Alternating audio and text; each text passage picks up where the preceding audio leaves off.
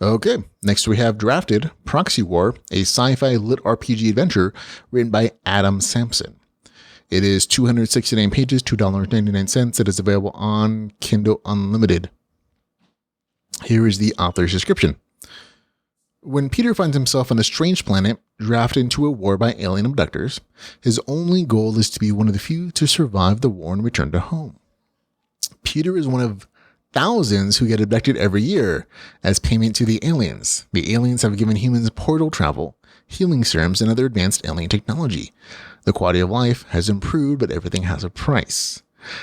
Along with a group of strangers, Peter is trained for war by going up against literal monsters. The troll-like aliens won't give them modern weapons. Humans have to battle monsters with swords and shields, and that is just to get out of boot camp. His only chance to survive is to use the alien's device he is given. The device can increase his strength and speed to superhuman levels. It can even grant him powers that seem like magic.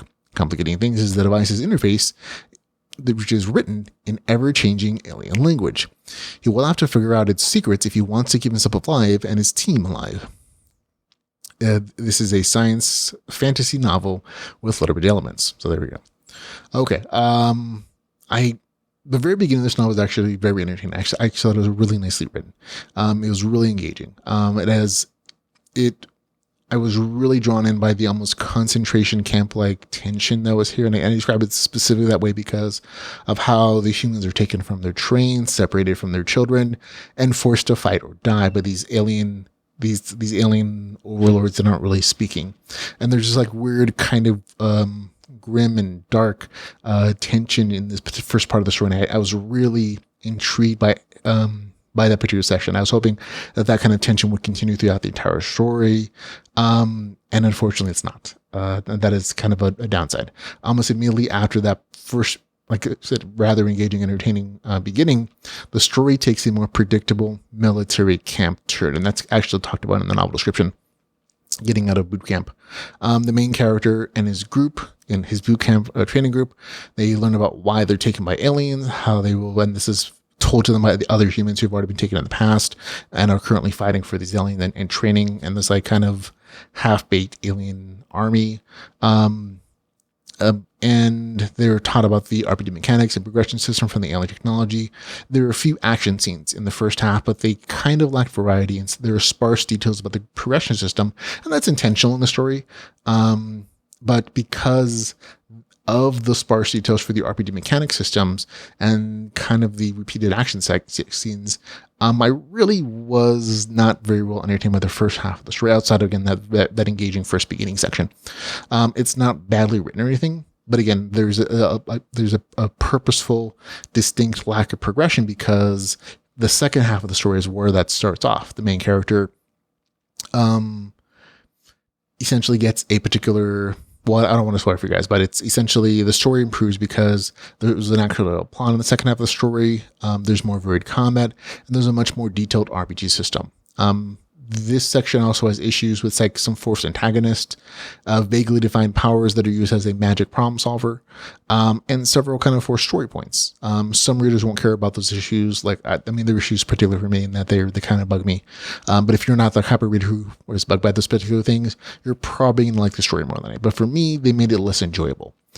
Speaking of specifically the game mechanics side of things, I mentioned that it was mostly bored with the first half of the story because, again, of the severe and I think intentional lack of RPG stuff. And again, that it really kind of shows after the 50% point. It's justified in the story that there's a severe lack of detailed information because humans can't read the alien language that are making up the status screen and their RPG system. Something happens in the middle that lets the main character get around that, and we get a lot more details afterwards. So I'm not saying that there aren't RPG mechanics in the first half. It's just they're so sparse that I was just not really entertained by what was there outside, again, that entertaining first beginning section. After 50% more than go, again, that does improve though. There are actual status screens with skills and power levels. They're being upgraded, orbs looted from monsters killed on these alien planets. But the powers, again, are, I think, intentionally poorly defined. In some instances, some are like well defined. You get a little notification screen and descriptions of them. But I think many of the powers are poorly defined intentionally, just because that way they don't have a specific boundaries or cost to them. So they can be used as the story kind of needs them, as a kind of magic wand to problem solver. And this includes a couple of occasions where powers and skills felt like they were made up in that moment, or they're like, oh yeah, by the way, I did this thing, several days ago, and I'm just letting you know, but now, and I have this new power. So the main character kind of get out of some sticky situations. So that always bugs me when the progression in the RPG system feel like they're made up in a moment to fix the story problem. Again, that's me personally. Most of the RPG stuff is perfectly fine though. There are other places in the novel that felt forced too, especially with the aliens a little bit, making them the villains. I'm like, okay, I get that the story needs an antagonist and a big villain. I felt it was a little heavy-handed in how it was done here. But the bigger issue for me was the rivalry with one of the other characters, Flynn. All the interactions between the main character and Flynn felt forced to make that character into an enemy for no reason whatsoever. And there really wasn't a payoff to the whole thing, which is kind of extra frustrating. So he's made it into like this antagonist character. And in the end, it kind of just like peters out into nothing, that entire rivalry storyline. So I was like, I essentially could see that the author maybe had an idea for that character, and it just kind of didn't go the way that he thought it was going to go. So the character kind of ended up being nothing in the story. But their interactions were always forced. I was like, from the first moment you saw them together, like, oh, he's supposed to be the opposite rival of the main character, and then he's going to be an antagonist. But even then, even though the interactions were forced, I expected it to go somewhere, and it's just disappointing when it didn't. Overall, story is not bad. It isn't. But again, for half the story, combat was limited to one kind of enemy, and some training in the boot camp, which I just wasn't really interested in. Only once it got to the upgradable powers did it improve for me. But again, because of the forced issues that I mentioned before, it was less than enjoyable for me overall. Again, any readers who don't mind the forced aspects of the story are gonna, who just like military training scenes, you're probably gonna like this more than me. But for me, it gets a score 6 out of 10. That's Drafted Proxy War, a Sci-Fi LitRPG adventure, with a score of 6 out of 10.